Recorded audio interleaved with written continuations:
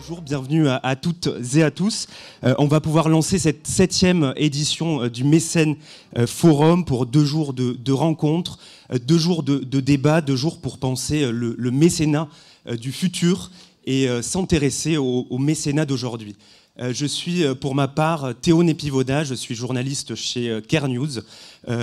J'imagine que vous avez une petite idée de ce qu'est Care News. On est un média qui traite des questions de l'engagement. On parle bien sûr de mécénat, mais également de RSE, d'économie sociale et solidaire, d'engagement associatif, d'impact, bref, tout ce qui a trait aux questions d'engagement des citoyens et des entreprises.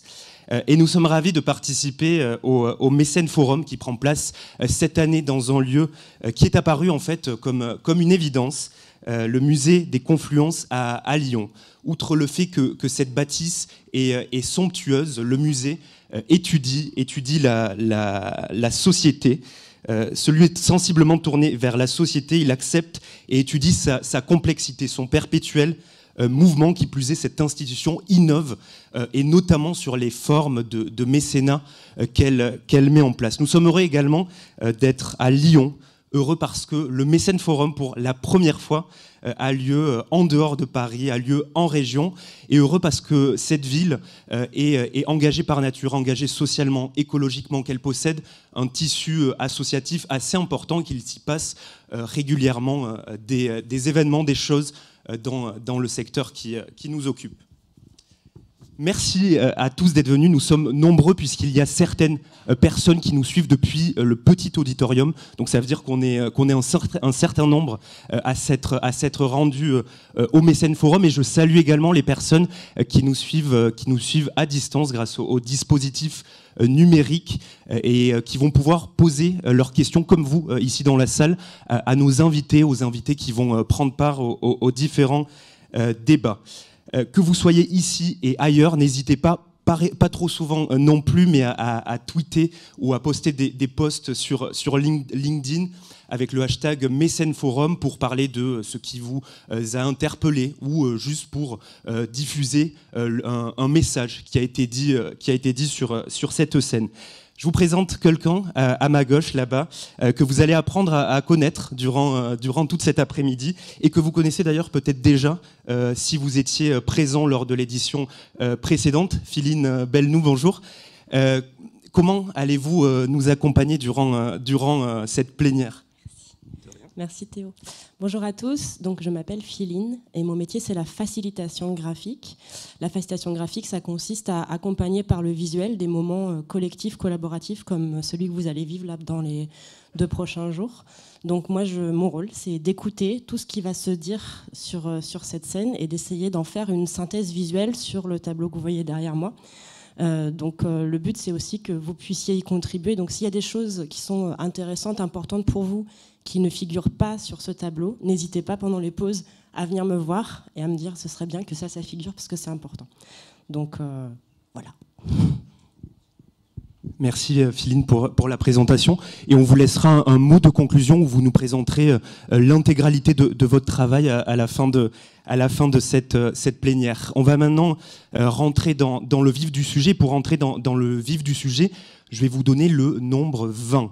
Nombre 20 autour duquel vont tourner un certain nombre de nos discussions, 20, puisque vous le savez, nous fêtons cette année les 20 ans de la loi Ayagan qui a donné un coup d'accélérateur au mécénat. Nous essaierons de dresser un bilan grâce au regard pertinent et important de Marie-Stéphane Maradex qui va nous rejoindre sur scène dans quelques minutes. 20 parce que nous allons également nous projeter en 2043 et si le compte est bon, cela nous propulse dans 20 ans.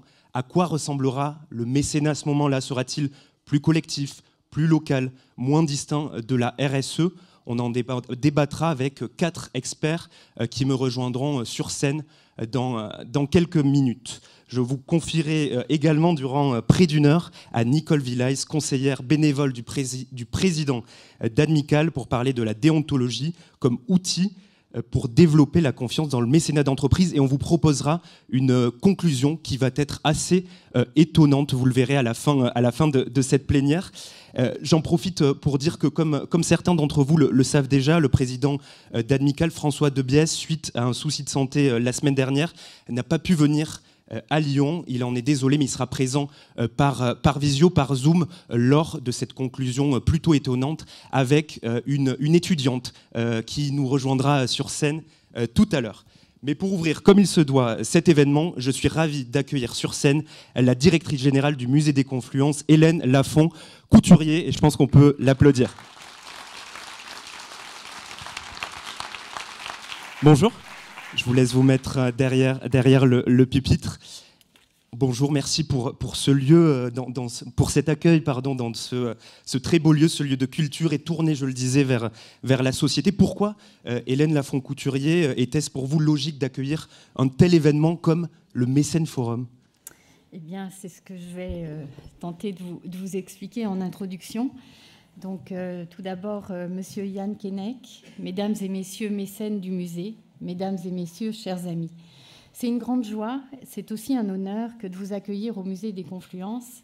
C'est la première fois, vous venez de le dire, que le Mécène Forum se tient en dehors de Paris, et cette première fois est à Lyon et au Musée des Confluences. Nous sommes ici entre deux fleuves, le Rhône d'un côté. Merci Sylvain. Vous m'entendiez ? Oui, je suis rassurée. Nous sommes ici donc entre deux fleuves.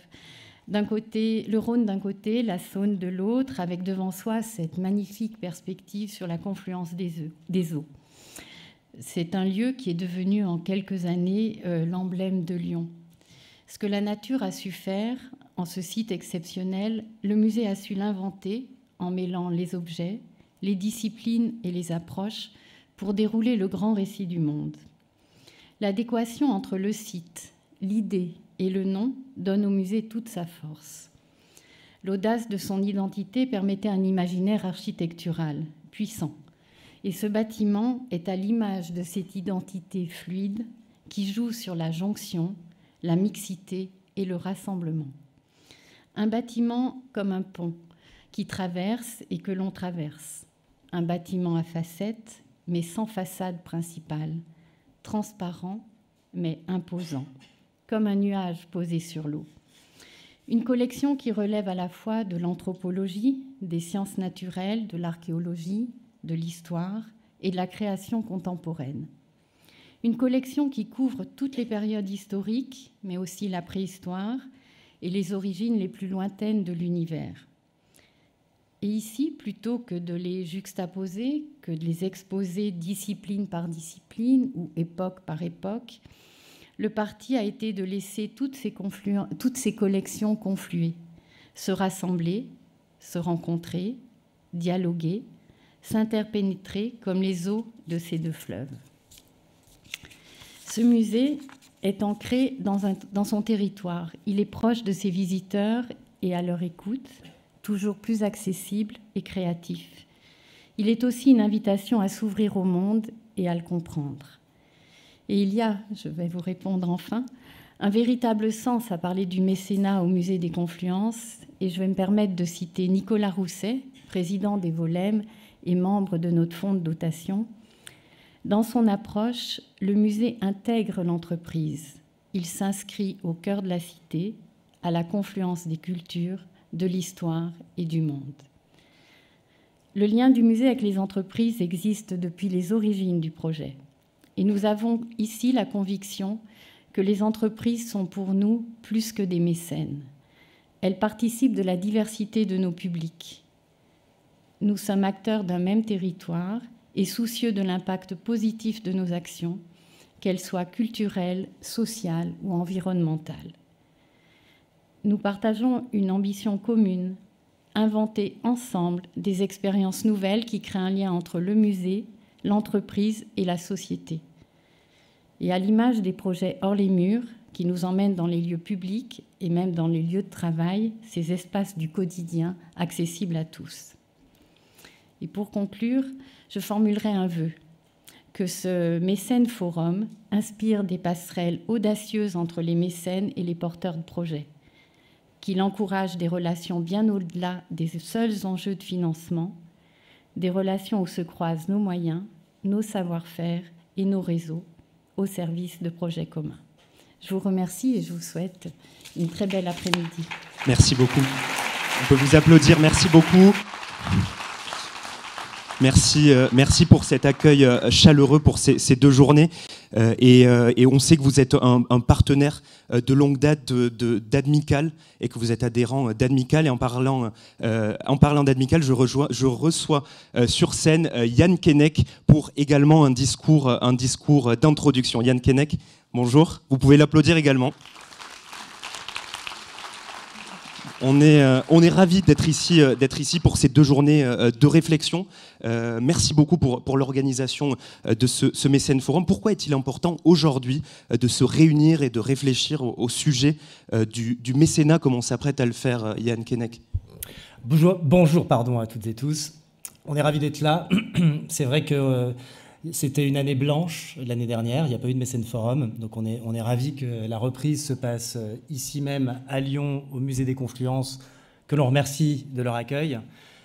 Pourquoi c'est si important de se retrouver en cette rentrée quasi estivale? Pour ma part, le Rennais que je suis s'est baigné hier à Saint-Malo, un 1er octobre. C'est tout à fait anormal, c'était très agréable, mais c'est tout à fait anormal. Et ça fait partie des sujets que l'on traitera pendant cette session, cette édition 2023 du Mécène Forum. C'est le rapport entre mécénat et environnement. Vous savez qu'on a quelques enjeux sur ces sujets-là. Mais je dirais que l'important aussi de se retrouver, c'est pour évoquer ce magnifique levier de partage de la richesse, petite ou grande, qu'est le mécénat d'entreprise. Mais de constater que jusqu'à maintenant, seulement 9% des entreprises de notre pays ont passé le pas du mécénat. En creux, vous voyez le nombre d'entreprises que l'on peut encore convaincre. C'est l'une des missions que s'assigne Admical.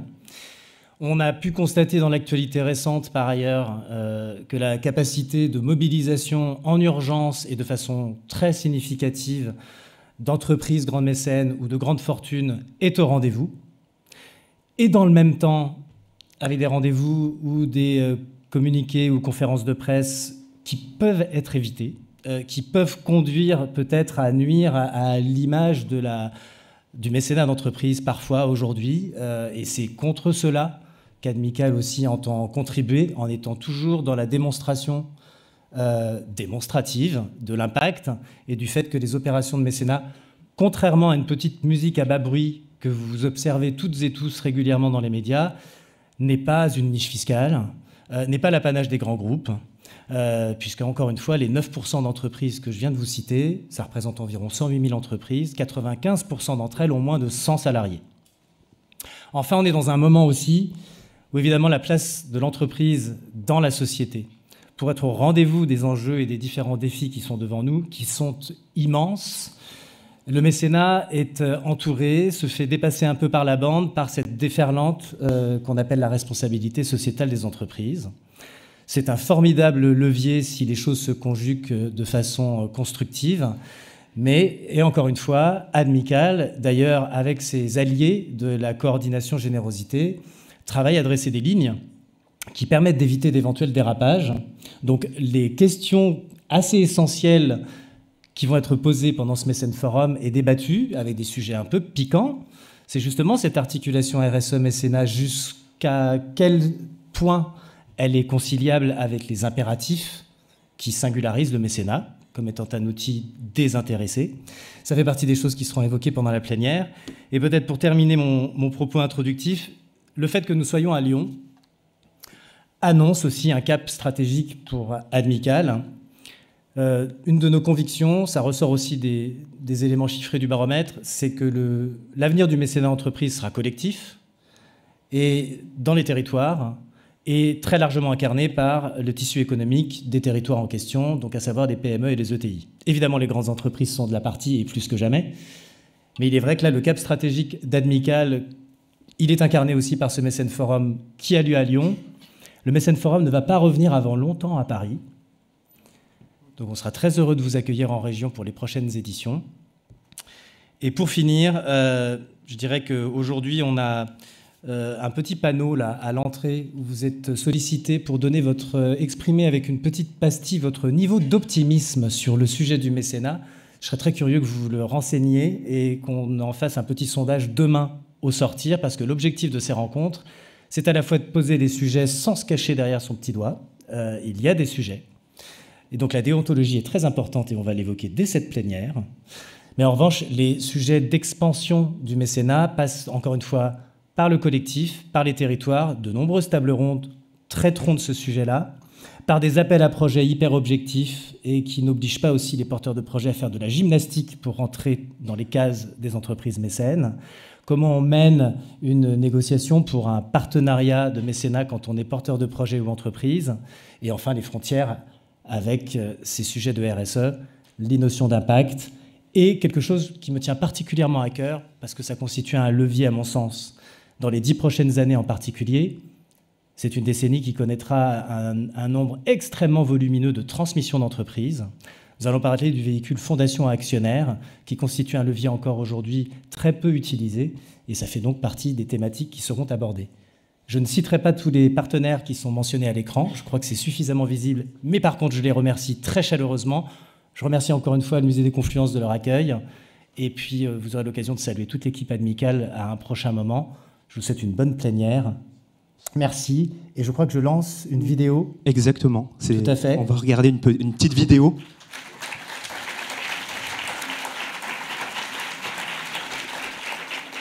Donc, comme vous le voyez, Olivia Grégoire.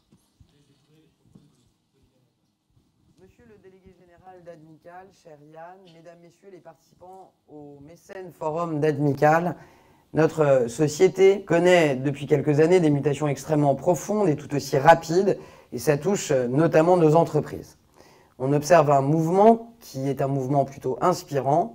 L'entreprise est de plus en plus engagée, de plus en plus citoyenne. Ça se traduit de plusieurs manières. Je pense par exemple à ces entreprises qui facilitent la vie des salariés à travers le soutien à la parentalité, avec le développement des crèches d'entreprise. Je pense aussi à ces sociétés qui adoptent une raison d'être, voire qui deviennent sociétés à mission et qui l'intègrent dans leur statut. Il existe aujourd'hui plus de 1200 sociétés à mission. Elles emploient plus de 660 000 salariés pour une loi qui a à peine 3 ans. Ça ne concerne évidemment pas que nos grandes entreprises, bien au contraire, puisque, vous le savez sûrement, les entreprises de moins de 50 salariés représentent plus de 80% de ces sociétés à mission. Je pense également, et c'est l'objet du forum, et alors que nous fêtons les 20 ans de cette si belle loi à Yagon, à ces entreprises qui s'engagent à travers le mécénat sous toute forme d'ailleurs, qu'il soit financier, matériel, humain, à travers le mécénat de compétences. Tous les jours, nos concitoyens, et notamment nos plus jeunes, nous montrent, à juste titre,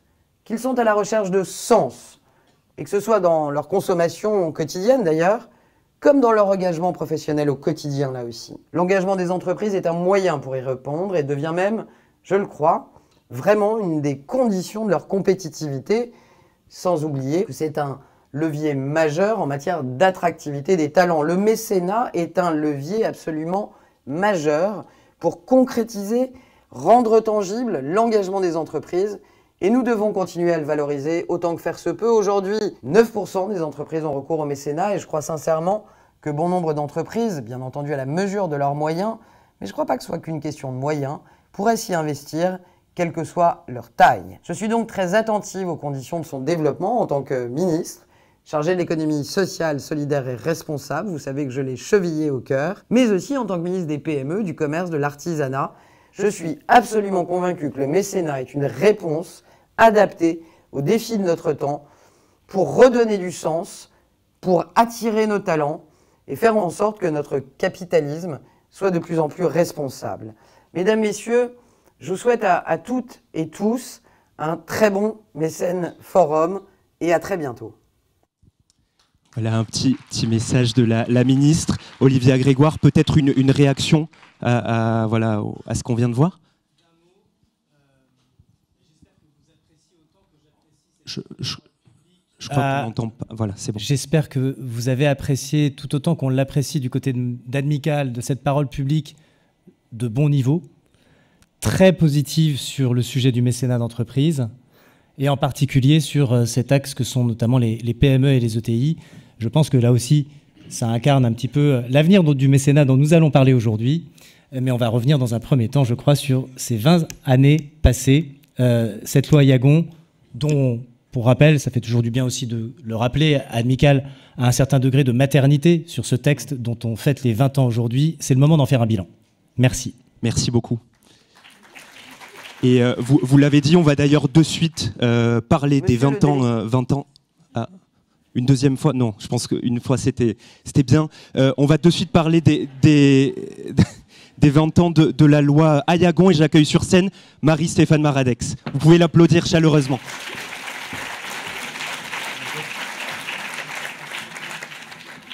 Je vais vous demander d'allumer le micro, ça sera peut-être plus simple pour discuter. Bienvenue. Ça marche? Oui. Est-ce que vous l'entendez? Oui. Parfait. Marie-Stéphane Maradex, bienvenue. Vous êtes une figure importante du mécénat. C'est un honneur de vous accueillir sur scène. 35 ans d'expérience dans le secteur de l'intérêt général. De 2011 à 2023, vous étiez directrice générale de la Fondation Daniel et Nina Carasso, sous égide de la Fondation de France. Et vous venez de vous lancer depuis quelques mois, il me semble, dans un projet de thèse sur les fondations. C'est bien ça? Tout à fait. Alors, pas depuis un mois exactement. Depuis un mois exactement. Je suis redevenue étudiante depuis un mois, oui. Et je précise que c'est important pour Admical et notamment pour monsieur le président François Debiès de vous faire venir sur scène pour parler de ces 20 ans de la loi Ayagon. Voilà, il tenait absolument à ce que vous veniez. Et je les en remercie tous les deux. C'était vraiment un grand honneur. Sur scène. Alors, Marie-Stéphane Maradex, en 1988, nous sommes 15 ans avant l'adoption de cette fameuse loi. Vous démarrez votre carrière dans l'intérêt général, pas en France, outre-Atlantique, aux États-Unis. Comment décririez-vous l'état du secteur à ce moment-là, en 1988 ? Alors effectivement, en 88, j'ai eu la chance de partir aux États-Unis pour faire un an de recherche, la philanthropie, sur un programme qui s'appelait justement Programme international de recherche en études philanthropiques, et c'est intéressant de le noter puisqu'en 88 on parlait pas de philanthropie en France. Pourtant tout le monde sait que c'est un mot aussi vieux que Socrate, hein, puisque Socrate se définissait lui-même comme le premier philanthrope, donc c'était assez intéressant. Et quand je faisais un petit tour d'horizon du secteur, avant de partir, le mot philanthropie n'était pas du tout revenu comme il est revenu depuis une vingtaine d'années. Alors, dans ces années-là, l'état du secteur, c'était quoi? Alors, je vais reprendre la petite fresque historique qu'avait fait Arthur Gauthier dans le cadre de la chaire philanthropie, où il parlait de cette période entre 1968 et le 2000, on va dire, donc avant la loi Ayagon. Il la décrivait comme le renouveau de la philanthropie. Parce qu'il comparait, bien entendu, avec la période antérieure, qui était cette période d'après-guerre, qui était basée sur l'État-providence et où finalement la philanthropie était vraiment au second plan. Et quand on regarde effectivement cette période, 68, dès 69, c'est la création de la Fondation de France sur un modèle américain. Je rappelle Michel Pommet qui part faire un grand fonctionnaire qui part faire une étude sur les fondations communautaires. En 79, la création de l'Admical, et on sait combien Jacques Rigaud, Alain-Dominique Perrin ont été avant même la loi Ayagon, ont été déjà les papas des lois à venir. Et à la fin des années 80, ça se précipite avec un certain nombre d'actes. Donc la loi de juillet 87, 89. En 87, il y avait aussi, je crois, le premier Téléthon. En 89, la création du comité de la charte. Voilà, un certain nombre de choses. En 91, la création du club des fundraisers, et puis le scandale de l'Arc. Et en fait, moi, je suis arrivée, donc j'ai démarré aux États-Unis, et puis très vite, dès 90, j'étais médecin du monde, et puis après la voie privée, etc. Et ce secteur-là, en fait, c'était quoi? C'était un secteur qui se professionnalisait sur la partie, tout ce qui était fundraising, donc plutôt du côté, on va dire, des associations, vraiment avec un dynamisme, une émergence un peu de structuration du secteur, encore un petit peu sous le radar, dans le sens où, moi je me rappelle quand j'étais début de fundraiseuse, on était un peu placardisés quand même. C'était un mal nécessaire, on disait, les fundraisers. Et puis le scandale de l'Arc, qui a été quand même un traumatisme énorme pour le secteur. La loi Becquet qui est venue derrière. Et donc voilà, donc c'était ça le secteur. Et puis en parallèle, côté recherche, depuis pareil 89-90, les premières grandes études comparatives internationales sous la houlette de Lester Salomon. En France, c'était Edith Archambault. Ensuite, il y a eu Viviane Chernodoc qui a pris le relais. Donc voilà, donc c'était une espèce de bouillonnement. Et les fondations là-dedans, le mécénat, totalement sous le radar. Il y avait eu en 80, je crois que c'est 89, la création du Centre européen des fondations, mais il faut attendre 2002 sous l'impulsion de Francis Charon pour avoir la création du Centre européen des fondations. Le mécénat, c'était l'ADMICAL, c'était plutôt effectivement le mécénat d'entreprise, très culturel. Grâce à la Fondation de France, il y a eu un peu de porosité sur le social. Voilà, les choses sont venues petit à petit, mais voilà. Et malgré ce cadre légal, c'est-à-dire les lois de 87 et puis de 90 sur mécénat d'entreprise, finalement pas d'explosion, on va dire, de ce qu'on appelle aujourd'hui le mécénat et philanthropie. Et c'est dans ce contexte-là qu'arrive cette loi Yagon, dont le but était vraiment un peu de libéraliser le potentiel des individus et des fondations, plus d'alléger, d'assouplir quelques choses. Donc c'est dans ce contexte-là qu'elle est arrivée. Oui, c'est ça. 2003, c'est là qu'il va se passer quelque chose avec l'adoption de cette loi qui va faire changer de dimension le mécénat. À l'époque, vous étiez à l'ESSEC. Qu'est-ce que ça a changé dans votre activité à l'époque à l'ESSEC, cette adoption de la loi Ayagon?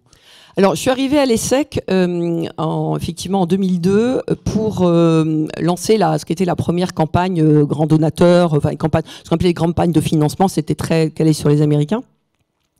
Et donc à l'époque, le directeur général de l'époque m'avait dit bon bah écoute, regarde un petit peu, est-ce qu'il faut qu'on crée une fondation ou pas. Donc j'étais allée voir. Comme il se doit à la Fondation de France, pour commencer à expertiser un peu le quid de créer une fondation abritée. Et à l'époque, on m'avait dit oh là là, mais attendez un peu, il y a quelque chose qui se trame, voilà. Peut-être que vous aurez la possibilité finalement de pouvoir faire du fundraising sans avoir recours à un statut de fondation.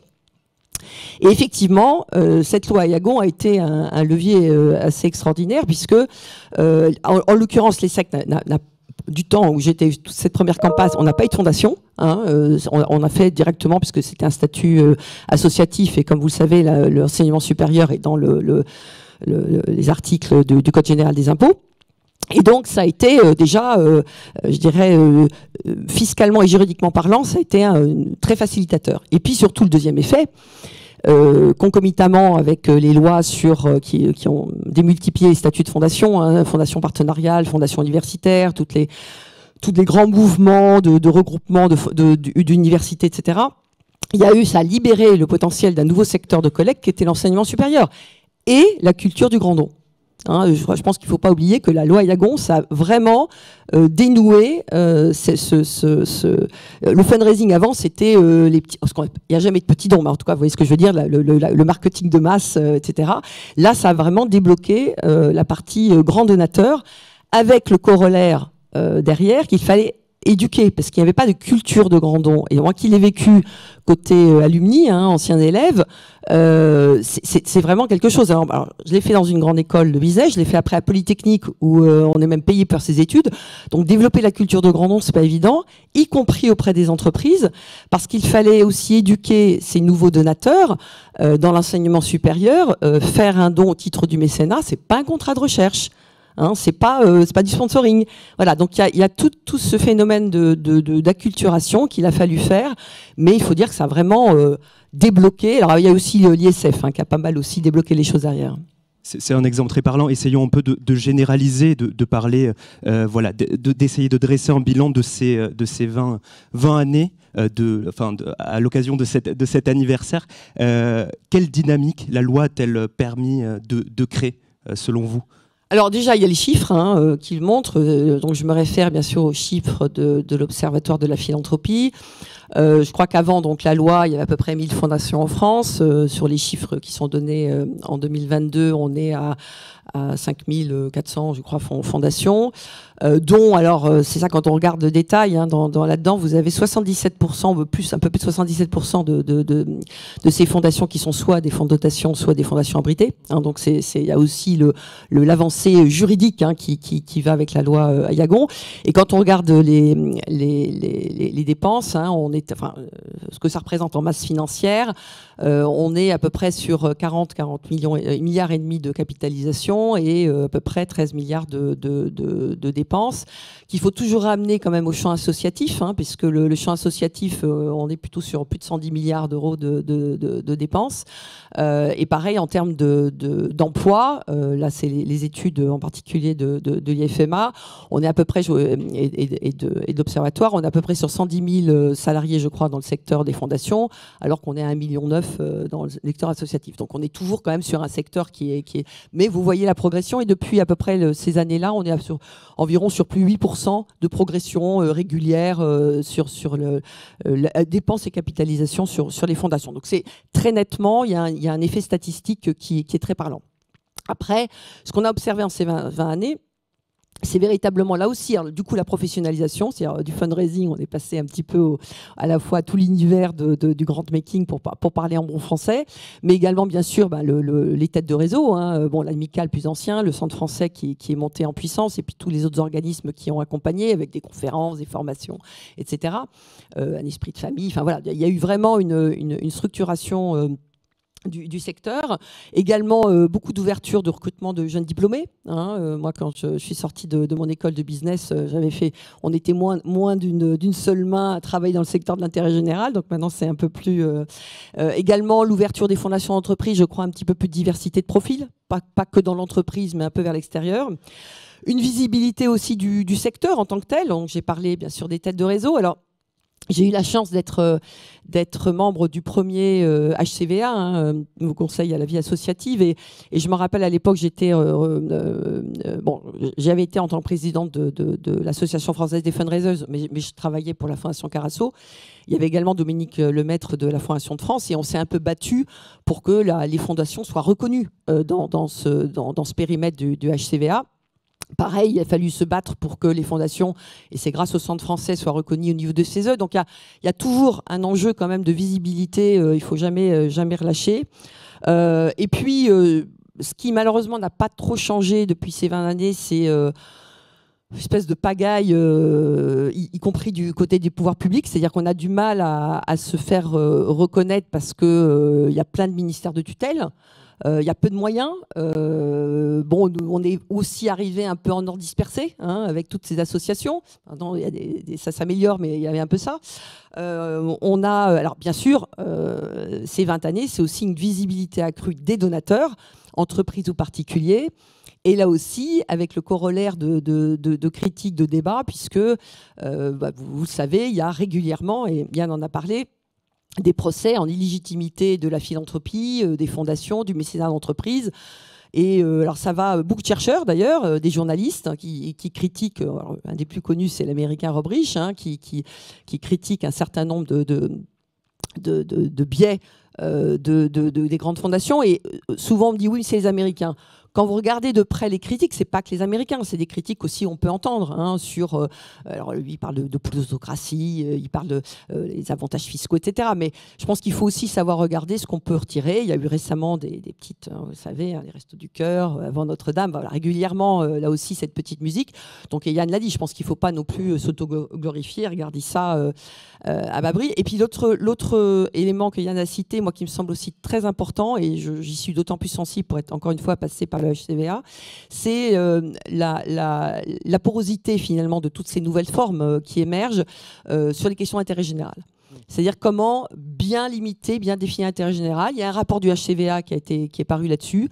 Et je pense qu'il faut être très vigilant à relire et à revenir sur ce que c'est que l'intérêt général pour éviter justement cette porosité qui pourrait entraîner un certain nombre de dérives et du coup auto-alimenter les procès en illégitimité. Donc progression, professionnalisation, mais il reste un certain nombre de difficultés. Tout à fait. Ah oui. Et on va légèrement spoiler la table ronde suivante, mais selon vous, à quoi va ressembler le mécénat à l'avenir, Voilà, on va pas mettre la date 2043 comme la table ronde suivante, mais selon vous, vers quoi se dirige-t-il ? Déjà, on peut regarder ce qui se passe aujourd'hui, puisque le présent veut aussi présager de l'avenir. Et ce qu'on voit déjà, c'est quand même une mutation des pratiques. En 12 ans à la Fondation Carasso, moi j'ai pu vraiment observer l'évolution des pratiques des fondations, que ce soit d'entreprise ou familiale. Enfin, ce côté-là, il n'y a pas trop de différence, puisque alors, il y a beaucoup plus de collaboration, beaucoup plus d'alliances. On parle, bien entendu, de changement d'approche systémique. On parle beaucoup de mesures de l'impact. On parle beaucoup d'investissement à impact, etc. Il y a encore beaucoup d'incantatoires. J'étais assez surprise quand j'ai vu dans l'Observatoire de la philanthropie que 50% des fondations déclaraient avoir une approche systémique. Je demande à voir dans le détail et dans la pratique, parce que c'est quand même des concepts qui sont un peu lourds et qui nécessitent un peu de certaines conditions.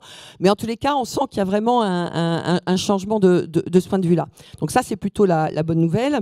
Ensuite, il y a eu quand même 2 rapports intéressants sur notre secteur, que ce soit le rapport des 2 députés de l'époque, Maucheroux et El Haïry, et puis le rapport de Terra Nova, qui donne des pistes très intéressantes, à la fois sur la structuration, le contrôle, et sur ce que devrait faire un peu notre secteur en matière de gouvernance, de transparence, etc.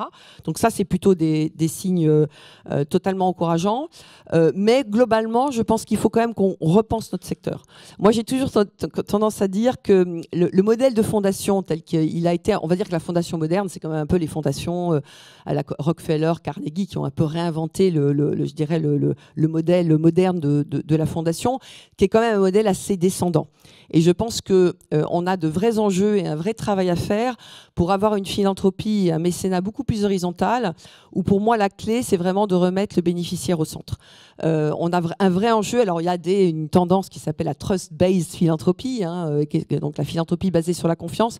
Mais je pense que pour faire face aux défis d'aujourd'hui, il faut réellement penser à réintégrer les bénéficiaires. Et depuis la gouvernance, les modalités de sélection, la coopération, on doit penser au-delà du simple financement. Je pense qu'il faut revoir aussi nos postures. D'être beaucoup plus en humilité, en accompagnement, vraiment de faire grandir nos partenaires. Et un peu moins dans ce côté quand même un peu descendant, pour ne pas dire parfois condescendant, que peut avoir parfois la philanthropie. Bon, je ne suis pas la seule à le dire, bien entendu, et je pense qu'il y a beaucoup de fondations qui sont déjà dans cette posture-là. Donc je pense que c'est important. Puis après, il faut continuer à creuser ce qu'on sait pas trop mal faire, c'est-à-dire aller dans les interstices, aller continuer à explorer, savoir prendre des risques, ne pas toujours être sous la dictature de la mesure d'impact et des fameux KPIs, parce que je pense qu'il faut aussi revendiquer le droit à ne pas avoir d'impact, parce que le risque, il est là finalement. Donc je pense qu'on est rentré aussi dans cette espèce de, oui, moi j'ose un peu dire de dictature de l'impact qui parfois me fait un peu peur. Donc je pense qu'il faut aussi savoir accepter de se tromper. L'impact, c'est le temps long.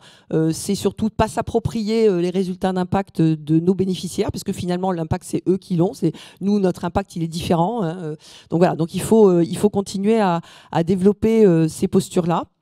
Et puis, je vais reprendre ce que cite souvent Francis Charon, qui est un avocat inlassable de la structuration du secteur. Et je pense que moi, j'appelle les fondations à beaucoup plus soutenir la structuration des têtes de réseau, la structuration des acteurs et la recherche.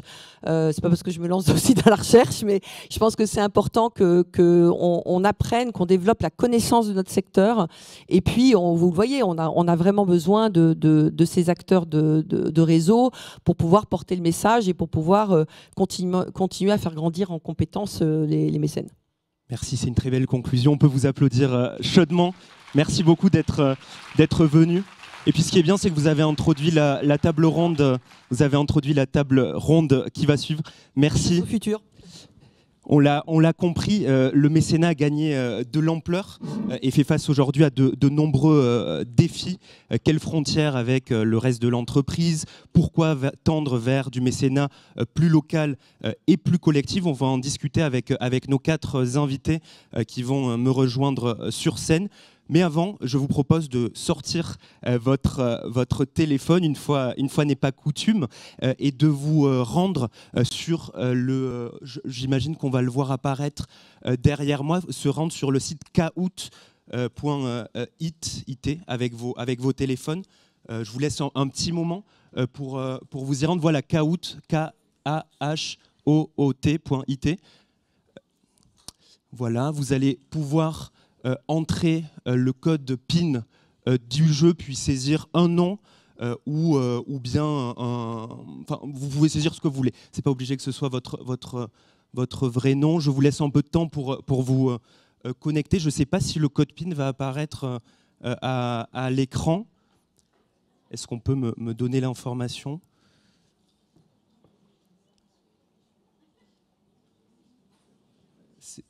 Est-ce que le code PIN serait Mécène Forum 2023 ? C'est possible, non ?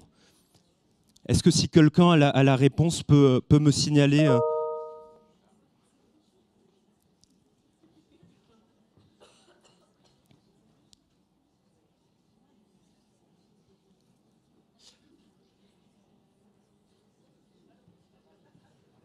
Est-ce que quelqu'un a réussi ? Pas du tout ? Non ? Oui ? Je vous propose qu'on vous laisse regarder cela et je vais demander à nos 4 invités de la table ronde de me rejoindre sur scène en attendant. On peut les applaudir également. Bonjour. Je vous laisse vous... Bonjour. Je vous laisse vous installer ici. Je me mets ici.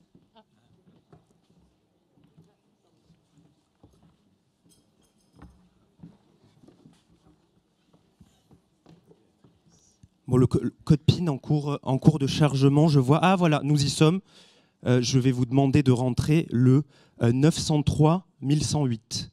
903 1108. Et par la suite, vous pourrez rentrer votre nom. Et la question qui va vous être posée est la suivante. Si vous aviez un mot pour décrire le mécénat en 2043, quel serait-il ? Et on va le voir apparaître derrière l'écran. Pour l'instant, on voit des noms apparaître. C'est sûrement tous vos noms, les noms des personnes ici présentes. Un petit chat aussi qui apparaît à l'écran.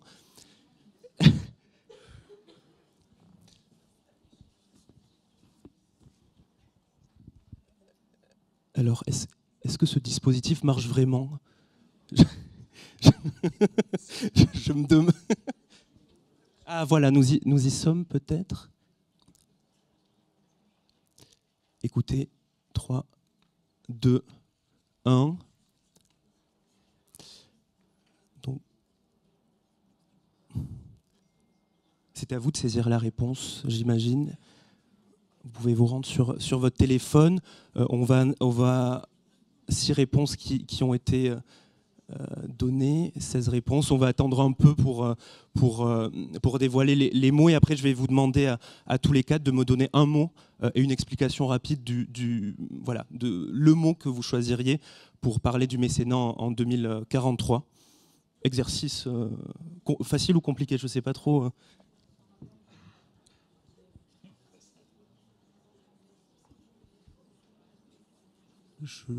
J'imagine qu'on peut afficher les réponses.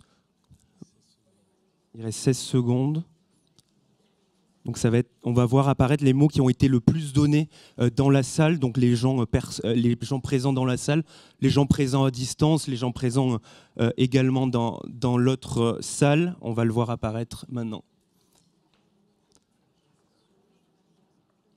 Donc, on voit des mots tels que soutien, partage, engagement, voilà, qui apparaît en gros. J'imagine que c'est le mot le plus donné. Partage, nécessaire. Donc le mécénat est nécessaire. Territorial, on va beaucoup en parler durant cette table ronde. Partenariat, un mot qui est revenu régulièrement. Et là, en me tournant un peu, je vois les mots collectif et solidarité.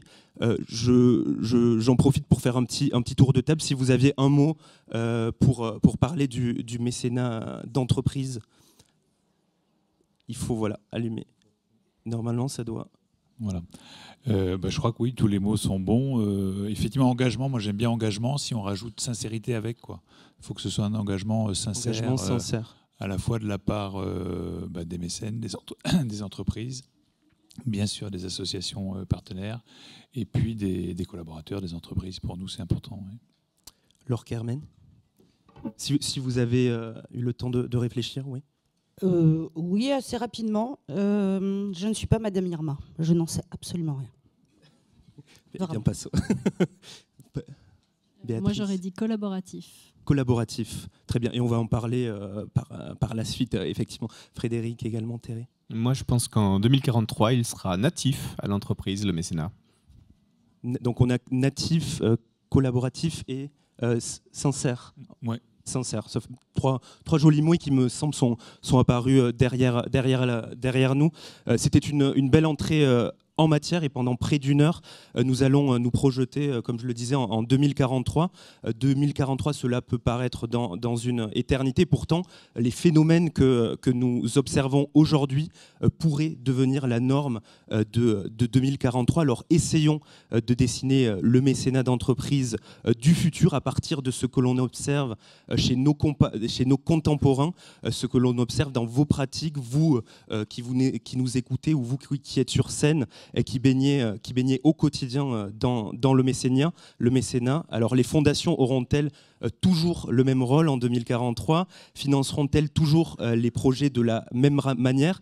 Et on va poser la question qui fâche, le mécénat existera-t-il toujours en 2043 ?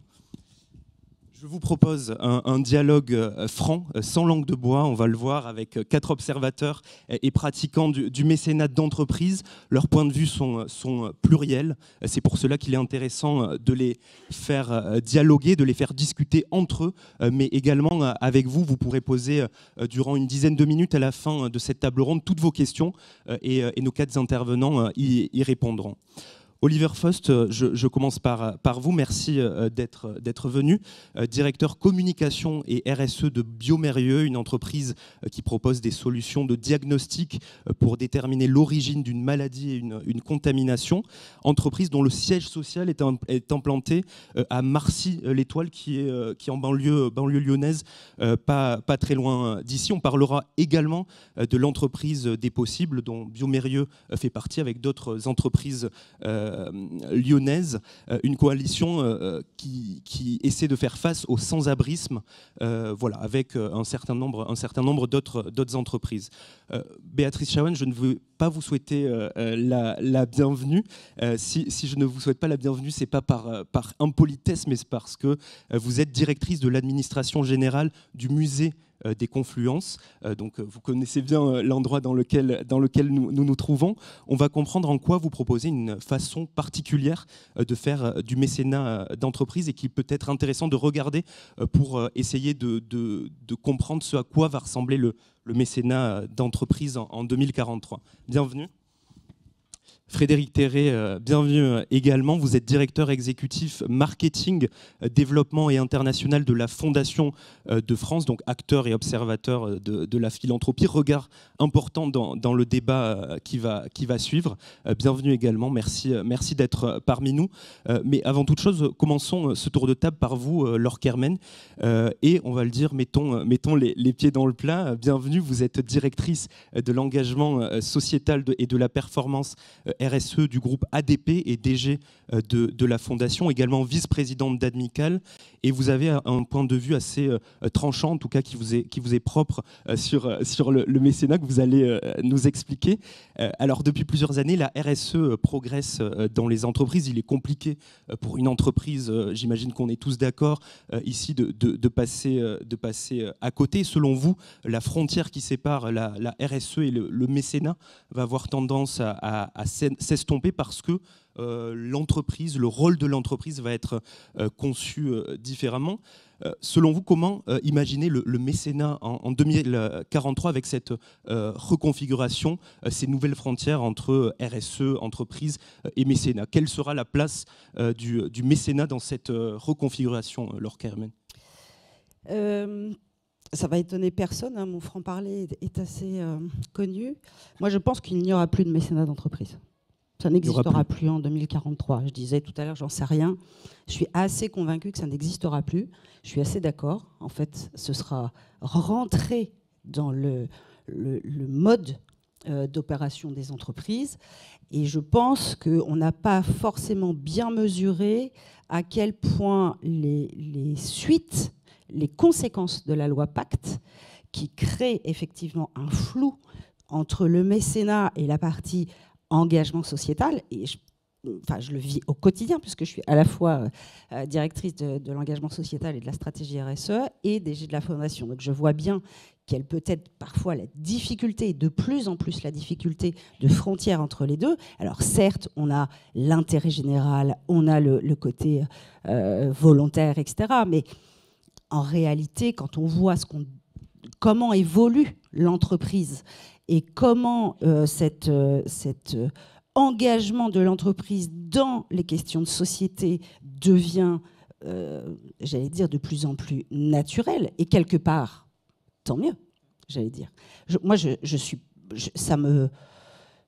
que je vais faire hurler du monde ici, mais ça me choque pas plus que ça aujourd'hui de se dire que finalement ces questions qui reviennent, où on a des coups de boutoir constamment sur les aspects fiscaux, mais le mécénat d'entreprise, c'est finalement pas ça. Je veux dire, si on était capable, ce qu'on n'est pas capable de faire aujourd'hui, de réellement calculer ce que fait l'entreprise en termes d'intérêt général et ce qu'il déclare, je pense qu'on tomberait tous un petit peu de nos chaises. On est loin, et ça, mes collègues de Fondation d'entreprise vous le diront tous, on est loin de déclarer fiscalement ou de déduire fiscalement tout ce que l'on fait. Voilà, c'est pas vrai. Donc, bon, après, quand je vois à l'international, et j'y suis quand même très souvent, des pays comme l'Inde qui ont intégré légalement, en obligation quelque part, par un pourcentage du chiffre d'affaires des entreprises, alors au-dessus d'un certain chiffre d'affaires, etc., d'accord, le fait que l'entreprise devait soutenir des projets sociétaux, éducation, enfin, ils n'y vont pas avec le dos de la cuillère, hein, sur les sujets qu'ils imposent, entre guillemets, je me dis, l'Inde est quand même, on le sait, hein, ils viennent de dépasser la Chine en nombre d'habitants, ils ont quand même un potentiel demain extrêmement important, soyons clairs. Je pense que ça doit chatouiller un petit peu Bercy quelque part.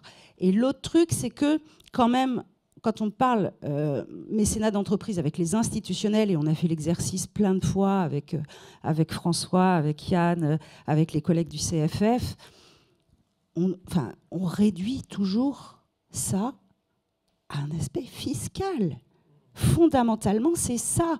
Et donc, c'est ça le problème qu'on va avoir. Et je pense que dans 20 ans, entre le fait qu'on va avoir les conséquences de la loi Pacte et probablement d'une ou deux lois supplémentaires liées à la RSE d'ici là, et le fait que l'entreprise n'a plus seulement un rôle économique, mais un rôle sur son territoire de prise en compte des sujets sociétaux qui va être inhérente à son activité et aux suites de son activité, moi je pense qu'il n'y aura plus de mécénat d'entreprise. Je ne dis pas de mécénat pour le reste, oui, mécénat d'entreprise. Il n'y aura plus de mécénat d'entreprise tel qu'on le connaît aujourd'hui, défiscalisé, etc. C'est plus qu'il n'existera plus de mécénat d'entreprise tout court, c'est ça? C'est une évolution. Oui, parce que ça s'appellera autrement. Ce sera le soutien à l'activité, à des activités et au tissu associatif sur des questions d'intérêt général, toujours. Mais il sera complètement intégré. Aujourd'hui, moi, les notateurs extra-financiers, les agences de notation, se mettent à me faire des grilles auxquelles je dois répondre sur la fondation, ce qui n'était pas le cas avant. Jamais. On nous posait des questions sur notre RSE, sur l'environnement, sur le social, etc., etc.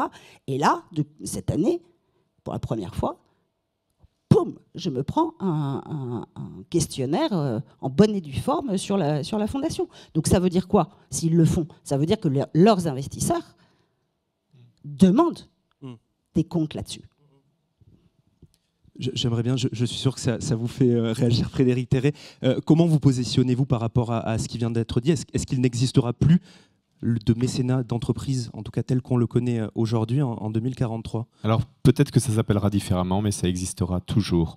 On a fait une étude en 2017 avec l'Observatoire de la philanthropie. On a posé la différence fondamentale entre la RSE, alors on a parlé d'engagement d'entreprise, hein, l'engagement c'est le chapeau, mais entre la RSE et le mécénat. La RSE, c'est travailler sur l'ensemble des externalités de l'entreprise. Donc en clair, quand on fait la RSE, et ce que disaient certains patrons d'entreprise, ça devient la license to operate, c'est une obligation légale. C'est-à-dire une entreprise doit bien se comporter. C'est le minimum qu'on peut attendre. Et aujourd'hui, c'est un standard qui s'appelle, il y a un grand patron d'une entreprise de cosmétiques bien connue française internationale qui nous disait, ça devient un license to operate. C'est-à-dire il faut tenir ses engagements et l'entreprise doit être responsable et consciente de l'ensemble de ses externalités. Le mécénat, c'est se projeter en dehors, c'est-à-dire aller soutenir des projets exogènes à l'entreprise pour se lier avec la société. Or, une entreprise, elle fait partie, c'est une communauté de personnes, un agent économique qui est lié à la société. Donc ce dialogue par le biais du mécénat, cette ouverture vers l'extérieur est extraordinairement importante. Donc le mécénat, la RSE, si je caricature, si on se regarde le nombril et on essaye de se soigner soi-même, et le mécénat, on essaye de faire plus. On essaye de faire mieux et on essaye de se projeter vers l'extérieur et d'avoir un impact positif sur des choses qui ne sont pas tout à fait liées à l'entreprise, mais qui sont en dialogue avec l'entreprise, comme le territoire, on en parlera tout à l'heure. J'en veux pour preuve à la Fondation de France qu'on s'est dit à la loi Ayagon, ça y est, le mécénat d'entreprise est possible, on ne créera plus de fondation d'entreprise, il y a un statut de fondation abritée d'entreprise. L'année dernière, on a créé 60 fondations, il y en avait 32 qui étaient issues d'entreprises. Pourtant, l'impression que toutes les entreprises ont déjà une fondation, et non, c'est un mouvement très important. Et ce qui se fait dans cette fondation, parce qu'on n'a pas besoin d'une fondation pour faire du mécénat, une entreprise peut faire du mécénat, c'est qu'elle a besoin de matérialiser son engagement. Elle a besoin de créer une stratégie, de poser une gouvernance. Et en créant une fondation, qu'elle soit d'entreprise, que ce soit un fonds de dotation ou une fondation abritée, on pose une véritable stratégie de dialogue vis-à-vis des sujets et des valeurs, et on exprime les valeurs de l'entreprise. Donc ça reste important. Donc moi, je pense plutôt à une évolution de l'ensemble de l'engagement de l'entreprise avec ce qu'on voit dans certains groupes, des directions d'engagement qui s'occupent autant des externalités de l'entreprise que du rapport de l'entreprise avec l'ensemble de la société. Voilà, et l'ensemble de la société, les problématiques locales, les problématiques mondiales, sur 32 entreprises qui ont créé une fondation abritée à la Fondation de France l'année dernière, il y en a 32 qui avaient un axe environnement, et certains étaient uniquement positionnés sur l'environnement. Donc on voit qu'il y a un lien très fort entre ce qui se passe dans le monde et les bouleversements du monde et l'activité économique de l'entreprise. Comme disait un autre patron d'entreprise, on ne gagne pas dans un monde qui perd. Vous l'avez dit, il va cependant y avoir sûrement un rapprochement toujours plus important entre RSE et mécénat. Quelles vont être les conséquences sur les thématiques traitées par les entreprises? Je veux dire, est-ce qu'on peut imaginer qu'avec ce rapprochement autour du cœur de business de l'entreprise, certaines thématiques pourraient être évincées et plus traitées par le mécénat? Comment vous voyez cela? C'est un vrai débat. On accompagne, nous, des entreprises qui viennent lancer une fondation, donc structurer une stratégie de mécénat, et qui nous disent, nous, nos préoccupations, c'est le travail adapté, le handicap, l'insertion, et on veut prolonger ça. À chaque fois qu'on veut réunir les deux, avoir une seule stratégie, c'est-à-dire se fixer un cap, il faut être sûr qu'on soit absolument vertueux au nom des pratiques de l'entreprise. J'ai un exemple d'une entreprise que je citerai naturellement pas, qui m'a dit après le confinement, écoutez, nous on veut faire une fondation sur l'aide aux personnes, sur le bien-être, sur le care, sur le prendre soin.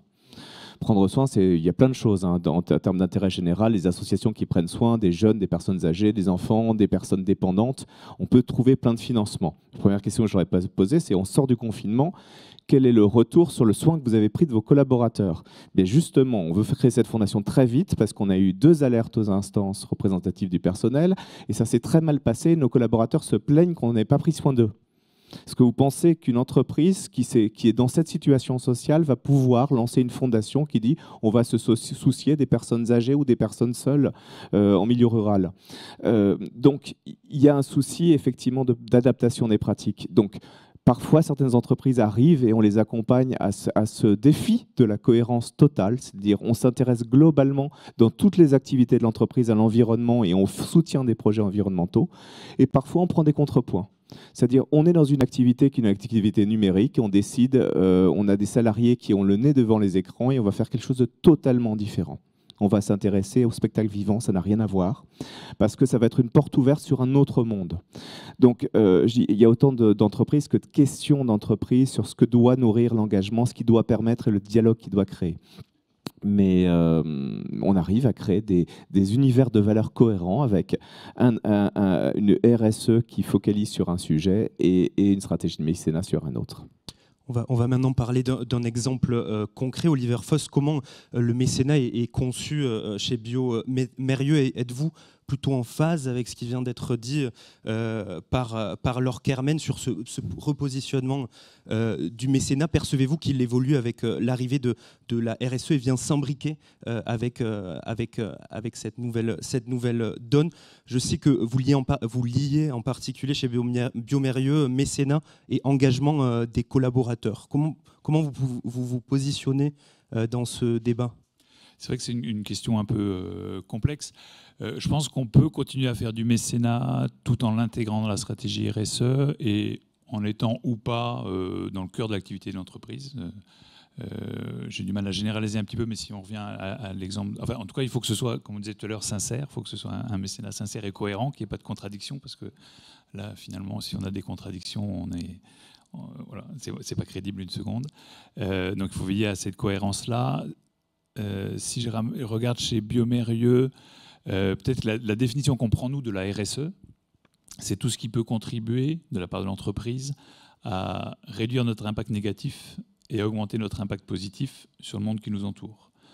Donc, on a la chance, comme vous le disiez tout à l'heure, de faire des diagnostics, des tests de diagnostic qui permettent aux professionnels de santé de prescrire les traitements les mieux adaptés, etc. Donc, par essence, notre cœur d'activité a un impact positif sur la santé. On a d'autres leviers pour développer au sein de notre politique RSE des impacts positifs sur le monde qui nous entoure, politique sociale, etc. Et on considère que le mécénat vient compléter ça et donc vient faire partie des actions qui ont un impact positif de l'entreprise, de la place de notre entreprise dans le monde qui nous entoure. Et on fait ça avec différents leviers. Il y a un premier levier qui est proche de notre activité, donc c'est dans le secteur de la santé. Mais là, ça, on le fait par le biais de la fondation familiale qui est actionnaire de notre holding. Donc les dividendes et les dons qui remontent à cette fondation et qui ont des actions dans le domaine de la santé, essentiellement dans les pays émergents où nous ne sommes pas présents commercialement. Donc c'est un peu complémentaire de notre cœur d'activité. On a un fonds de dotation Biomérieux pour l'éducation, qui est aussi un petit peu séparé, mais qui est purement Biomérieux, et qui agit dans les pays, cette fois-ci, où nous sommes implantés dans le monde pour développer et aider l'éducation des 0-8 ans. Et puis après, on a notre mécénat corporate en propre, je dirais, qui lui a plus une approche de solidarité territoriale. Et là, on vient en aide de tout un tissu d'institutions et d'associations locales qui peuvent être bien sûr sur un plan culturel, contribuer à la vie culturelle du territoire, bien sûr venir en aide des populations démunies, et puis quand on arrive à allier les deux, c'est-à-dire faire accéder à la culture à des populations qui n'y ont pas accès très naturellement, on est content aussi. Et tout ça, vous le mentionniez aussi, un des critères de choix de nos projets sur la solidarité territoriale, c'est à quel point nos collaborateurs peuvent avoir envie et peuvent s'impliquer dans ces projets-là, avec différents leviers. Mais je pense que c'est intéressant pour eux d'y contribuer et d'avoir ce double motif de fierté. D'abord, de travailler dans une entreprise qui contribue au développement du territoire, et puis ensuite, à titre personnel, de pouvoir contribuer à ces actions-là. Et vous en avez parlé, vous proposez une façon de faire du mécénat territorialisé et avec d'autres acteurs collectifs. On va y revenir dans un deuxième temps durant cette table ronde. Béatrice Chawan, donc directrice de l'administration générale du musée des Confluences, vous proposez aux entreprises une façon particulière de s'impliquer à vos côtés. On est bien loin du mécénat culturel habituel, classique. Je dirais, le mécénat est une composante des relations avec les entreprises, mais c'est une relation qui est multifacette, elle ne s'arrête pas là. J'aimerais bien que vous nous parliez de vos pratiques pour comprendre votre action et aussi en fait pour venir illustrer le débat qu'on vient d'avoir avec les autres panélistes. Ça va venir apporter un autre exemple. Oui, merci. En fait, dans ce qu'a expliqué Hélène Lafont-Couturier par rapport à ce qu'était Confluence, je voulais revenir sur la genèse de Confluence. On aura 10 ans sous ce format-là en 2024, mais auparavant, nous étions le fruit d'une histoire culturelle longue et on s'appelait le Muséum d'histoire naturelle de Lyon.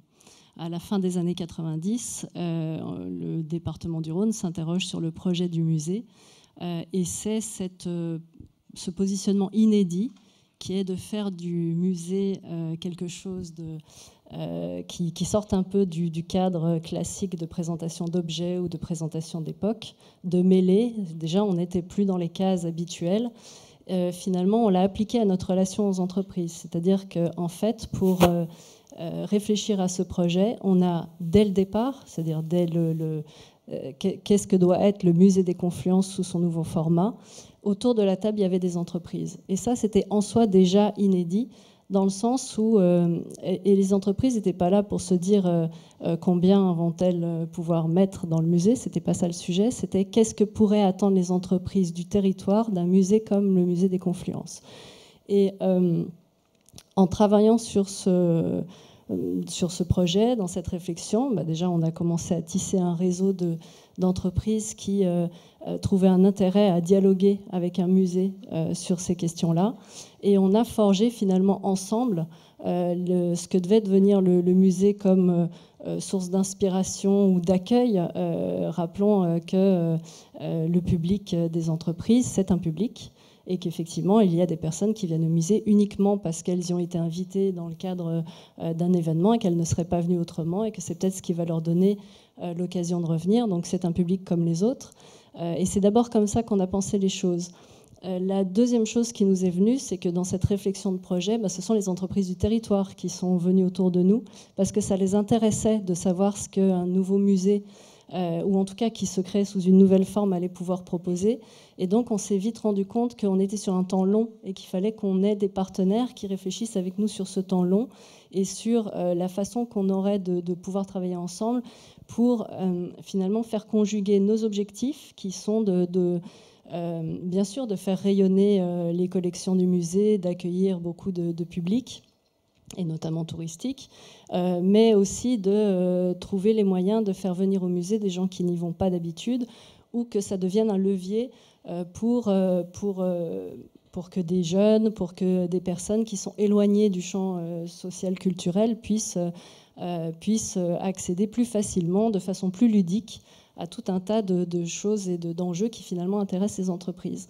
Et donc finalement, on a construit notre politique de mécénat avec les entreprises, autour des objectifs du musée, de ceux des entreprises, et autour principalement d'entreprises impliquées dans le territoire, et qui finalement ont fait sens, alors particulièrement, mais ce n'est pas uniquement le cas, autour du fonds de dotation qu'on a créé en 2019. Donc on l'a créé avec des entreprises qui finalement étaient à nos côtés depuis très longtemps, pour travailler sur des projets communs.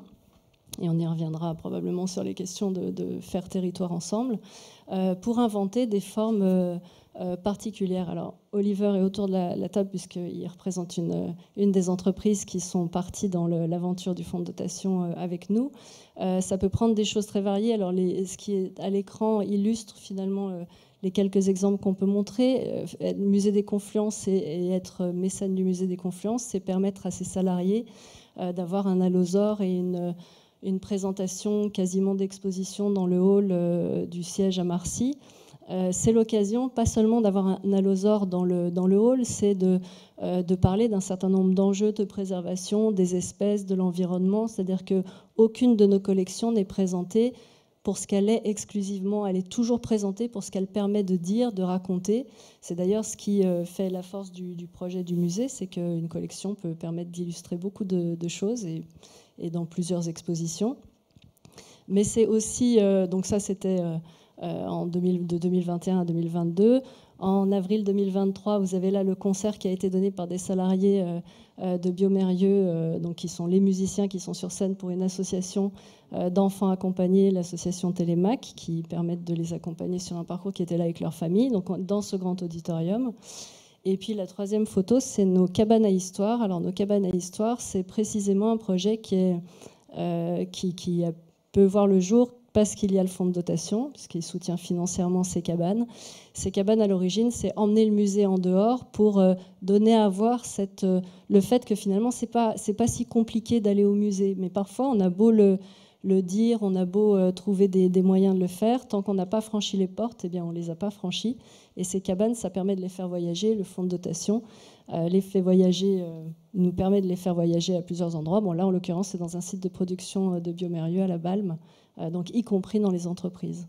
Est-ce que selon vous, c'est comme ça qu'on fera du mécénat de demain, que tous les musées feront du mécénat demain? Oui, je ne vais pas parler pour tous les musées. En tout cas, c'est comme ça que le musée des Confluences souhaite en faire. On a mis du temps à essayer de réfléchir à ce que devait être le mécénat. Alors, précisément parce qu'on a décidé dès le départ, vous l'avez compris dans notre ADN, de ne pas être dans les cases classiques des musées. Donc on revendique le fait de ne pas être dans les cases classiques du mécénat culturel non plus. C'est pour ça qu'on est très peu dans du mécénat qui se traduit par des contreparties de visibilité ou des soirées un peu prestige au sein des espaces. C'est assez peu le genre d'échanges et de partenariats qu'on fait avec les entreprises, mais sans jugement aucun pour ce qui se fait dans d'autres musées. Et chacun mène les stratégies qu'il souhaite. Il se trouve que nous, on a notre projet scientifique et culturel qui se prête particulièrement aux enjeux sociétaux, aux enjeux environnementaux du monde d'aujourd'hui et donc des entreprises. Alors, durant vos interventions, vous avez tous utilisé le mot territoire, territorialisé. On va aller sur ce thème-là, parler de ce thème-là. Je vais, pour introduire le débat, utiliser le baromètre d'Admical sur le mécénat d'entreprise en France, publié en 2022. 76% des entreprises mécènes exercent au niveau local ou régional, 36% au niveau national. On observe une baisse du local entre 2019 et 2021 de 4 points, mais cet échelon se porte toujours bien, toujours très bien. Frédéric Terré, on va commencer par vous. Pensez-vous que l'échelon local va continuer de progresser, notamment dans les grandes entreprises ? Alors, il progresse réellement. Effectivement, cet intérêt sur le territoire. C'est-à-dire qu'aujourd'hui, on essaye de ne plus raisonner par cause. C'est-à-dire on prend une thématique, on essaye de l'adresser à l'échelon national ou international, quitte à saupoudrer des projets, mais plutôt à s'intéresser à un territoire. C'est assez amusant parce que ça fait écho à l'histoire de la Fondation de France, qui a été créée comme la première fondation communautaire en 69. On a pris ce modèle, sauf que les fondations communautaires aux États-Unis, elles sont à l'échelle d'un État américain, donc c'est très grand. Donc on a dit on va faire une fondation communautaire à l'échelle de la France. Et en 79, on s'est rendu compte que la France, ça restait trop gros pour avoir un impact, surtout étant donné les montants du mécénat de l'époque. Donc on a créé des fondations régionales. Donc aujourd'hui, on a un réseau de fondations régionales. Et ensuite, on a offert aux fondations qui voulaient s'intéresser au territoire une offre adaptée pour créer des fondations abritées à l'échelle des territoires. Donc c'est quelque chose qui est en train de grandir énormément. C'est très différent selon les territoires. C'est-à-dire qu'il y a des territoires qui ont une véritable culture de l'action de l'agent économique et du privé pour le territoire. C'est des territoires sur lesquels il y a eu des grosses difficultés par le passé et dans lequel en fait les acteurs économiques ont pris la relève de l'action publique. Puis il y a des territoires comme ici dans cette région, c'est plutôt en complémentarité de l'action publique. Donc il y a des tropismes très différents d'une grande région à l'autre, mais on encourage très très fortement ça. La question du territoire, c'est on a sur 1000 fondations, on a 100, 150 fondations qui s'intéressent à leur territoire. Mais on a peu de fondations qui sont des fondations collectives sur le territoire. Ça, c'est aussi une autre étape, et qui est une étape plus difficile, parce que une fondation, en particulier une fondation d'entreprise, c'est un acte de création qui signifie les valeurs du corps social des parties prenantes de l'entreprise. Donc c'est un acte individuel et singulier. Et chaque entreprise veut avoir son action singulière. Donc il faut du temps pour comprendre déjà qu'on ne révolutionne pas le monde, et on a beau être un des plus grands philanthropes au monde comme M. Gates ou M. Buffett, on ne va pas changer à soi-même le monde, et que l'efficacité passe par la mise en commun des énergies. Donc ça, c'est un vrai travail, et c'est d'ailleurs pour ça qu'on s'associe maintenant à l'incubateur Admical pour essayer de continuer à développer la création de collectifs pour les territoires. On en a une vingtaine à la Fondation de France, ce qui fait aujourd'hui le plus gros corpus de fondations territoriales, mais 20 fondations, souvent à l'échelle d'un micro-territoire, c'est évidemment trop peu assez, trop peu d'expérience. En tout cas, on considère aujourd'hui qu'on est en phase de gestation de ce mouvement du collectif qui s'intéresse au territoire. Laure Kermen, ADP a une activité par nature qui est territorialisée, l'exploitation des plateformes aéroportuaires. Pourquoi est-ce important pour vous de concentrer votre activité autour des lieux d'activité d'ADP ? Pourquoi cela fait sens ? Parce que c'est le territoire qu'on connaît le mieux, tout bêtement. Il se trouve par ailleurs que nos 3 plateformes sont au milieu de zones géographiques où honnêtement on a de quoi faire. Enfin, nous, on est très ancré sur l'éducation. Il se trouve qu'on est sur 2 des départements les plus jeunes de France, mais aussi sur des départements où il y a un taux de décrochage scolaire extrêmement important.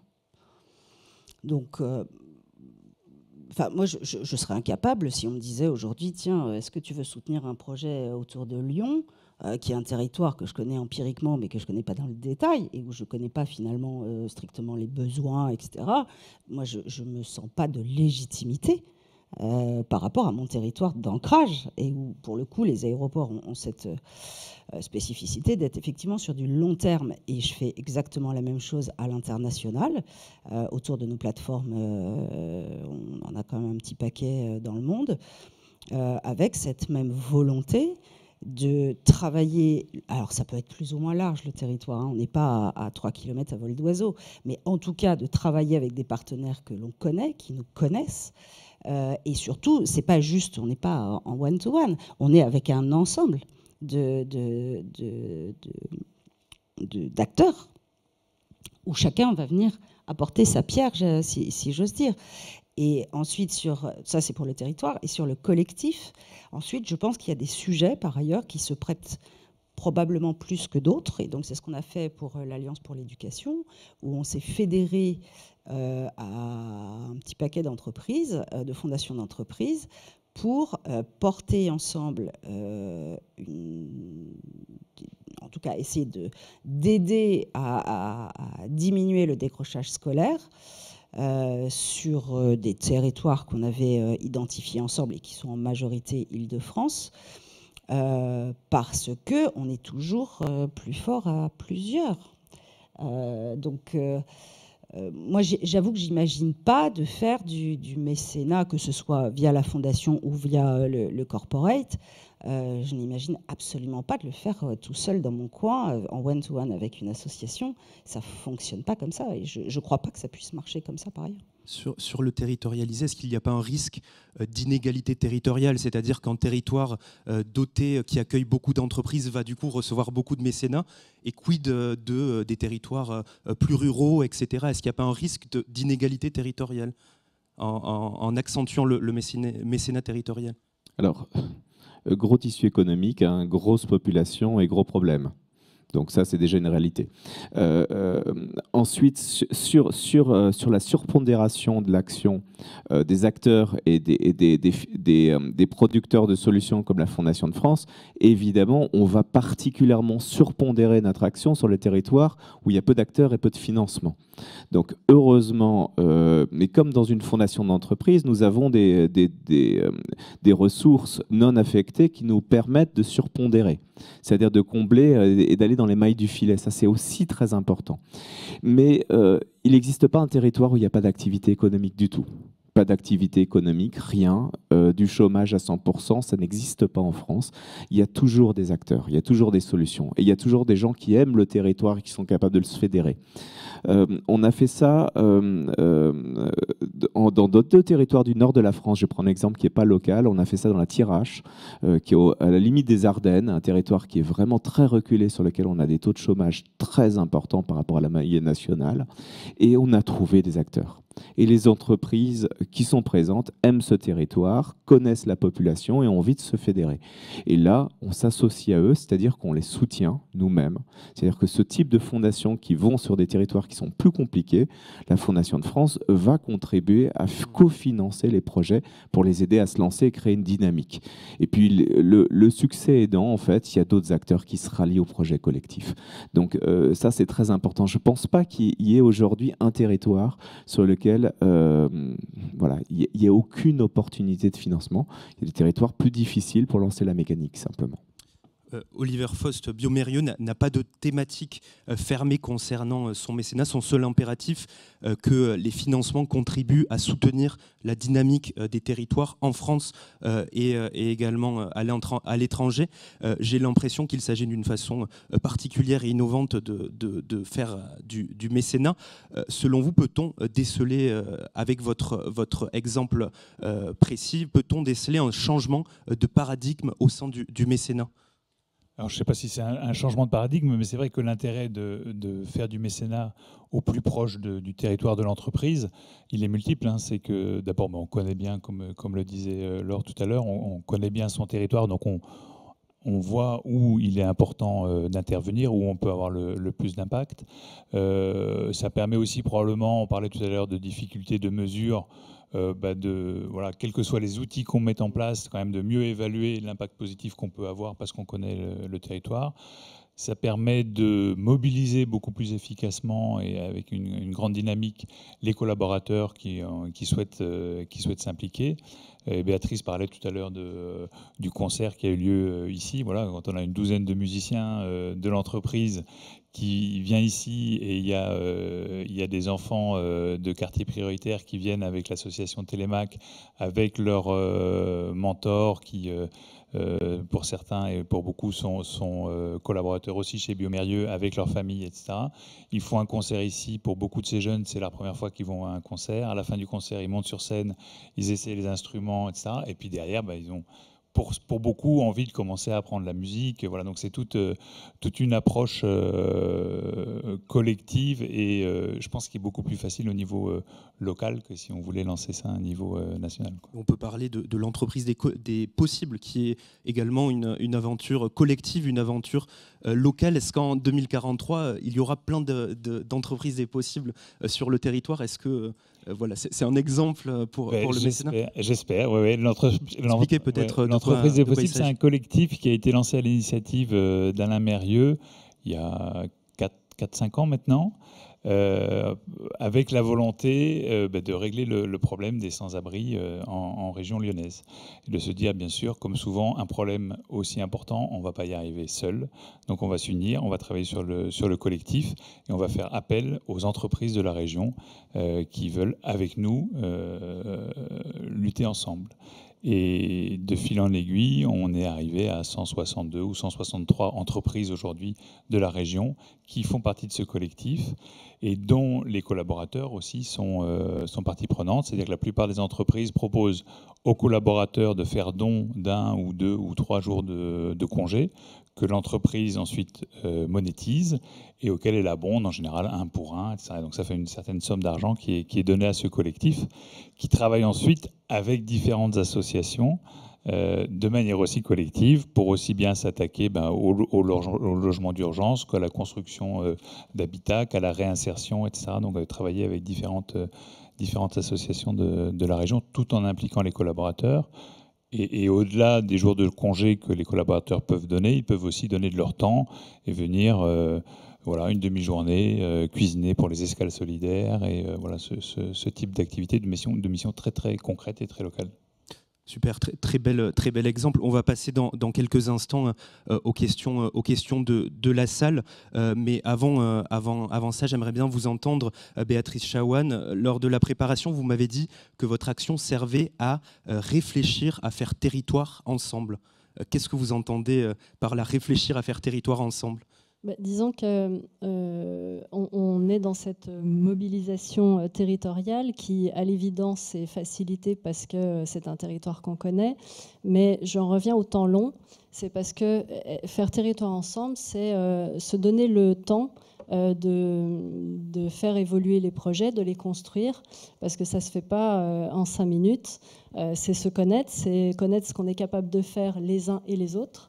Et je prends l'exemple du musée. Souvent, on n'imagine pas ce qu'un musée peut proposer par rapport à des projets sur lesquels les entreprises sont engagées.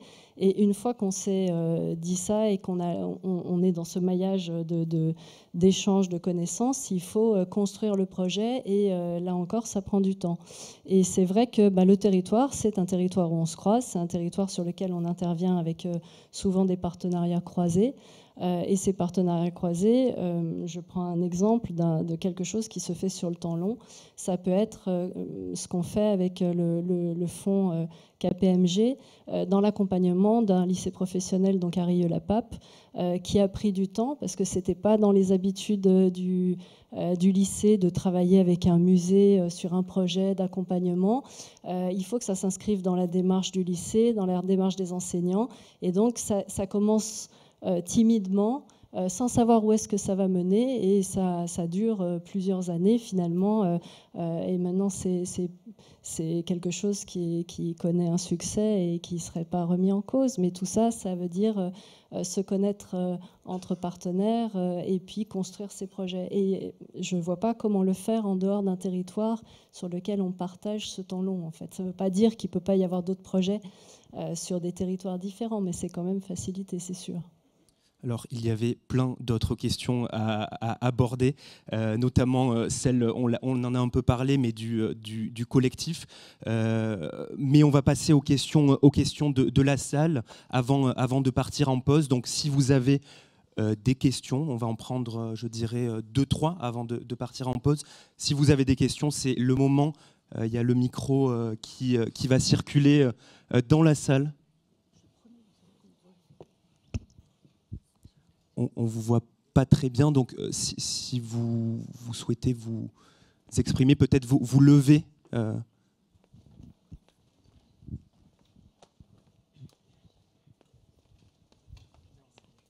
La première est toujours difficile à poser. Voilà, nous avons la première personne.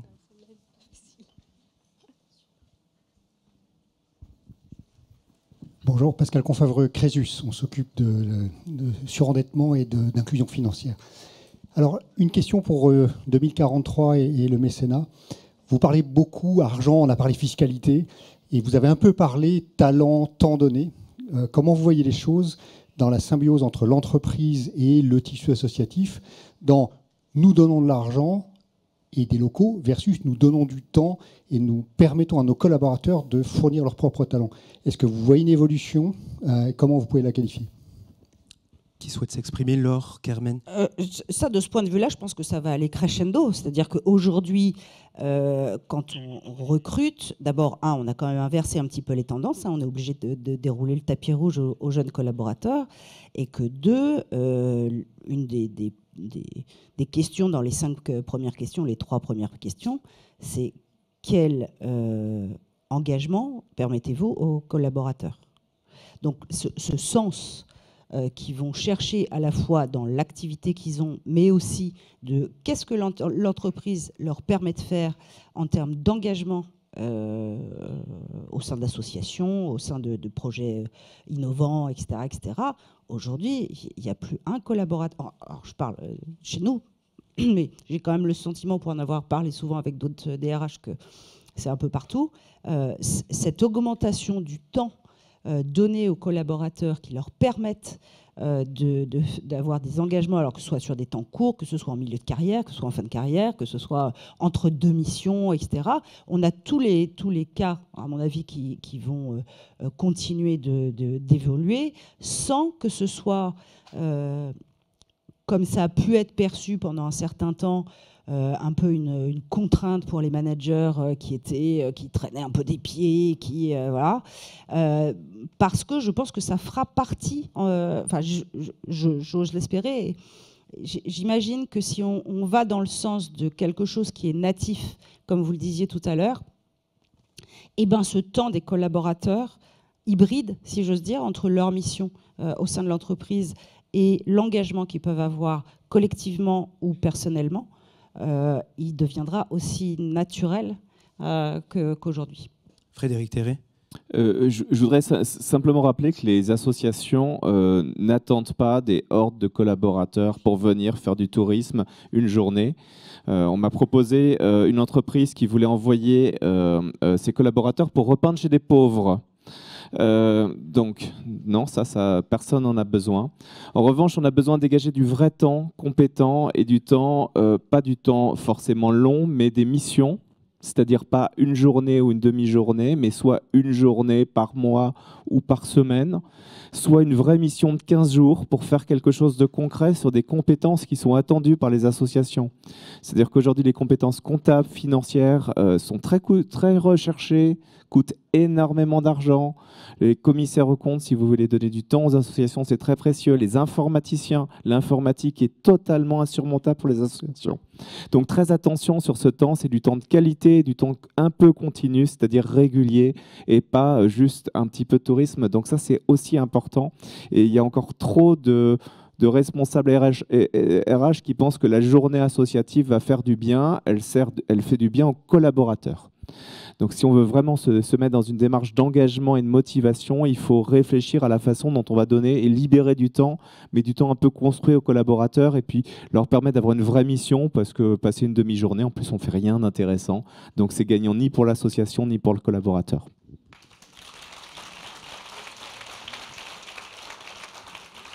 Est-ce qu'il y a on va prendre une dernière question, après sinon vous n'aurez pas de pause. Donc on a une question... Madame, est-ce que vous pouvez vous lever pour que les personnes vous voient? Pardon Théo, on a une question de la salle virtuelle à prendre avant. Mais prenons la question de la salle virtuelle. Merci. Bonjour à toutes et à tous. Donc, j'ai une question d'Anne-Flore qui nous demande, vous parlez des deux approches, donc l'approche territoriale et l'approche par cause. La seconde approche n'est-elle pas plus efficace pour s'attaquer à une cause de manière systémique et avoir des effets mesurables? Autrement dit, est-ce que la stratégie du saupoudrage est efficace dans la réponse à un besoin social? Vaste question. On prend une autre heure pour non, mais je vais essayer de répondre très rapidement. En fait, l'échelle du territoire, c'est l'échelle de l'expérimentation et on peut adresser des problèmes de façon transversale, holistique, 360, comme on veut les appeler. Et c'est très intéressant de mobiliser les énergies. Ensuite, l'approche causale, c'est assez compliqué parce que souvent, il y a plein de causes pour un problème. On a transformé la stratégie mission sociale de la Fondation de France. On est passé de 38 programmes à 9 axes thématiques pour justement essayer d'avoir une approche plus globale des problèmes, des questions et faire du systémique. Donc, ça dépend vraiment de vos objectifs, de votre ambition. C'est deux façons d'adresser. Mais c'est un très bon modèle d'expérimentation que de s'adresser globalement à un territoire en difficulté et d'essayer de traiter tous les déterminants causaux, c'est-à-dire l'accès à l'éducation, le transport, l'insertion dans l'emploi, etc., l'accompagnement des personnes, des enfants, l'autonomie des personnes âgées, etc. Et ça fonctionne très bien. Donc ça a été beaucoup démontré dans des pays sur lesquels on travaille sur l'échelle des communautés, notamment aux États-Unis, mais aussi en Italie. En Italie du Sud, ils ont des expérimentations là-dessus. Et on arrive à des résultats et on remonte vers les causes. On part du territoire pour remonter vers les causes. On va prendre une dernière question de Madame. Réponse rapide, si vous le pouvez, pour qu'on ait au moins 15 minutes de pause. Bonjour. Promis, je ne vais pas faire rater la pause à tout le monde. Je voulais juste rebondir, monsieur, sur ce que vous disiez sur le temps le temps que les collaborateurs et le temps que prennent les entreprises à soutenir ou à proposer effectivement des actions et l'engagement et le sens, vous le disiez madame, quelle entreprise, enfin quel sens porte l'entreprise. Aujourd'hui les collaborateurs et les collaboratrices en tout cas cherchent ça avant tout et c'est l'actualité. Et je ne vais pas poser une question là, je vais simplement dire que pour l'association que je représente qui s'appelle Une voix pour elle et qui lutte contre les violences faites aux femmes, au niveau de notre territoire, puisqu'on se situe dans les Alpes-Maritimes, eh bien, on aimerait bien travailler avec des entreprises qui pensent comme vous et avec des salariés qui pourraient apporter un petit peu de temps sur ce que l'on fait, notamment des déménagements à destination des femmes victimes de violences. Donc c'est uniquement une aide logistique, physique. Je voulais juste témoigner de ça. Je vous remercie. Merci pour le témoignage. Et merci. On ne va pas avoir le temps de répondre, mais on peut en parler durant la pause. L'appel a été entendu. On peut applaudir nos 4 invités. C'était court mais intense. Merci. Merci beaucoup à tous les 4. C'était très intéressant. On se retrouve dans une quinzaine de minutes pour la suite du programme. Merci, à tout à l'heure. Les gens appuient.